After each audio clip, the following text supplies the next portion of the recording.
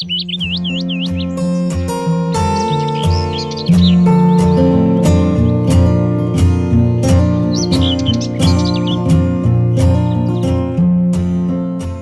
Tunjung, a lot of people on social media are interested in the topic about third eye, and they want to know what you Social media. yes, Okay. what do you see on third eye, and what does that mean to you, and how do you use it for yourself? Okay. The question is about like what I seen in third eye, and what does that mean for me, and what else? And how do you use it How do I use it? or develop it? Like a lot of people who are interested in this topic because they want to develop or open their third eye. Or people who already activated it, they want to know how to develop their skills, or maybe they want to be more clairvoyant. Whoa, clairvoyance. Okay. Uh, third eye. This is pineal gland. So third eye is, for me, third eye is a clarity place. So when I confuse about something, out of my work as in a seer, or out of my gift as a seer, the third eye for me I use for a clarity. And I think everybody has the third eye. Everybody have one, and everybody have the pineal gland. It's just, I don't want to say it's not open. I'm not sure about it. I think everybody third eye is open. But what is not open is the trust to yourself. The understand of the differentiate of your feeling and the body sensation is different. And the avoidance of what happening with you is different. So when this is different, you don't have the trust, and when the third eye is showing you something, you think it's not from the third eye, because the third eye is showing you clarity. And what I'm seeing from my third eye is the clarity of when I'm confused, when for example, when I'm in a certain situation and a certain events or certain environment that I don't know if my guts is right or wrong. So I will move it to my third eye to understand what is the right thing to do, what this decision to make, and what I have to commit to first. And second, what I see is, yes, I have a gift that I can see the outer world and something that maybe before other people see, and then also other dimension. And there's a gift, I think also people can have it when they learn so much into their connection about themselves and into the connection to the universe. Why? Because you are the small universe. And once you're really able to listen to the most subtle things that happening inside you, the molecules, the atom, the cells, they can speak to you. You can hear the voice of them. And this is need a practice of silent a lot in you.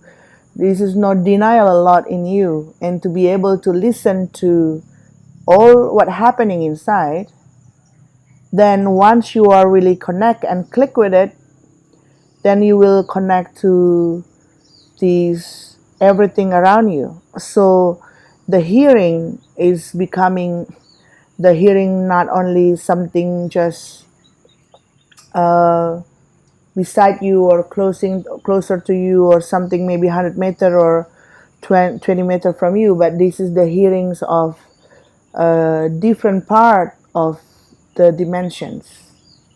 And the seeing is gonna be wider and focus on to everything like around you. So you see many pictures, but you need to be really grounded to be there. Why? Because otherwise to see this a lot of movement and changing, and then a lot of creatures, and then and then there must be a lot of emotions, a lot of many things coming, need for you to be really grounding. That's why the listening to and to grounding in you is the most important thing. And to catch the information is really fast, and you cannot include your mind there, or you don't have your opinion there. If you think too much and you have the moment of like 1 second or 2 seconds to think, then all the picture is gone. So this is about clairvoyancy. There's no opinion involved, there's no think involved. This is really like, it feels like illusion, but when you are really there, the seeing is gonna be just like you see other people beside you, or the trees in front of you, or something like that. So that's, for me, that's what I see in my third eye. And then also for I think mostly people, the third eye is to really understand the clarity of your own life. That's the most important thing. Some people might have experienced their third eye has been activated, Mm-hmm. and they might intensely, continuously see images, but they might be confused. They might be confused, is their delusion or is really the message from their own third eye? How, if they're confused, what can they do to have? I like this. That's why the very basic thing is to really understand what's happening with you. So when you really understand that, I mean, like sometimes people say like, oh, just listen, or just feel you, and but you not really feel it, you not really listen, because you say, oh, I already listen, I already know, I already sit with myself, I'm listening to this, blah blah blah. But 70, like I would say 80% people who say that, they're not really doing it. Why? Because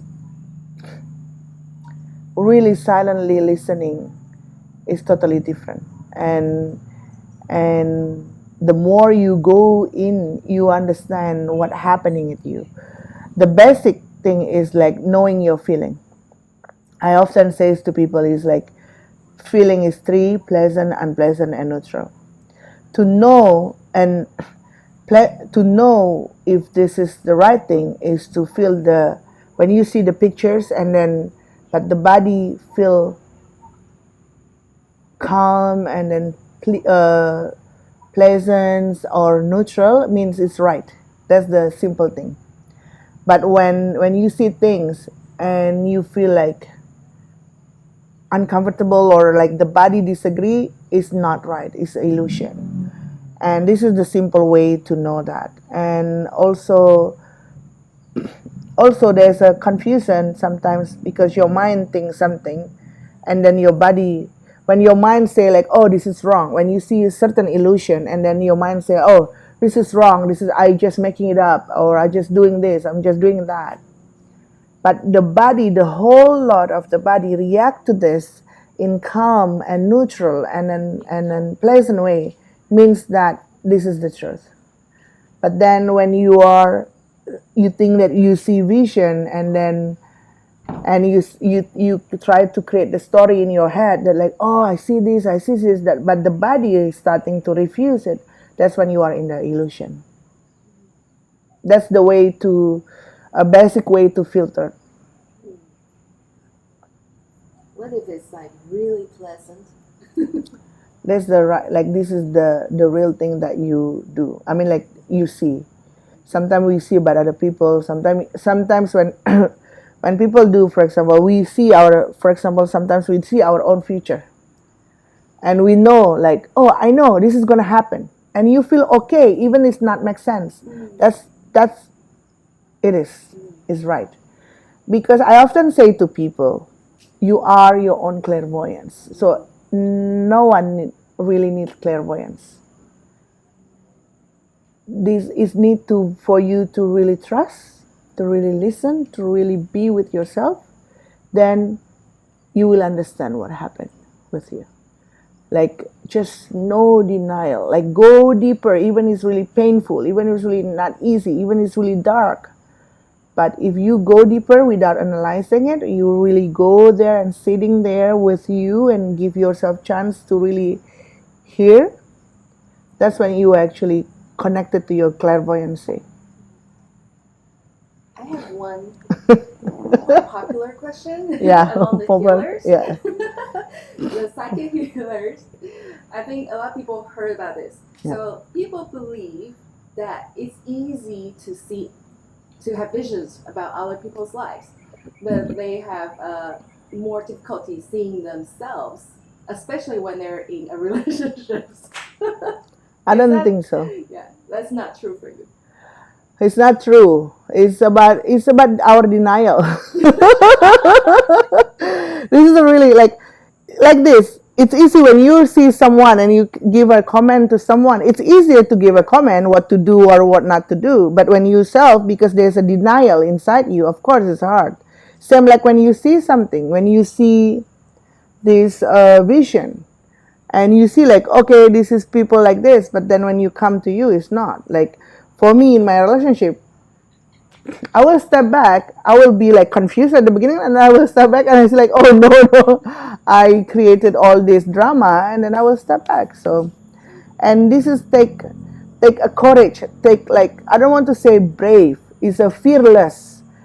This is kind of fearless to really not denying every subtle thing that happening to you, every subtle ego, everything. Like you need to really see, like you know what is right, what is wrong, or something like that. And then yeah, and sometimes some people needs is different. So people needs in relationship, for example, is different.